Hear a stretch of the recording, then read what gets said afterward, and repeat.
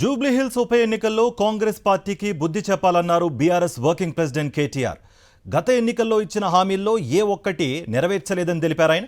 Congress party అన్ని వర్గాల ప్రజలను మోసం చేసిందని ఆగ్రహం వ్యక్తం చేశారు. ఈ ఉప ఎన్నికల్లో బీఆర్ఎస్ పార్టీ ఖచ్చితంగా విజయం సాధిస్తుందని కేటీఆర్ ధీమా వ్యక్తం చేశారు. మంచి చేసినాం తప్ప నష్టం చేయలేదు. కానీ ఈరోజు ఈ గవర్నమెంట్ వచ్చినాక మీరే కాదు అందరు బాధితులే. మీ అందరికి నేను ఒక్కటే గుర్తు చేస్తున్నా, మర్చిపోకండి మీరు. ఇవాళ ఈ గవర్నమెంట్ వచ్చి 2 ఏళ్ళు అయిపోయింది. ఇచ్చిన ఏ మాట నిలబెట్టుకోలే. 4,000 పెన్షన్ ఇవ్వలే, మహిళలకు 2,500 అన్నారు, అది లేదు. తులం బంగారం అన్నారు, స్కూటీలు అన్నారు, అది వికలాంగులు అయితే 6,000 పెన్షన్లు అన్నారు. ఏ ఒక్క మాట నిలబెట్టుకోలే. మీదికెళ్ళి ఇప్పుడు ఎట్లయిపోయిందంటే ఇందిరమ్మ రాజ్యం అంటే ఇల్లు గులగొట్టుడే పాయింట్ అన్నట్టు అయిపోయింది. ఇందిరమ్మ రాజ్యం అంటే ఏందో అనుకున్నాం. ఇల్లు గులగొట్టుడు ఒకటే పని. చూస్తున్నారు కదా మీరు టీవీలలో. ఎప్పుడు రోజు వారం శనివారం వచ్చిందంటే చాలు ఏడవాలి, ఏడ గరీబోళ్ళు ఇండ్లు గులగొట్టాలి. పెద్దోళ్ళే ముట్టరు. మళ్ళీ ఏ పెద్దోని ముట్టరు, ఏ బలిష్ణం దగ్గరకు పోయే దమ్ము లేదు.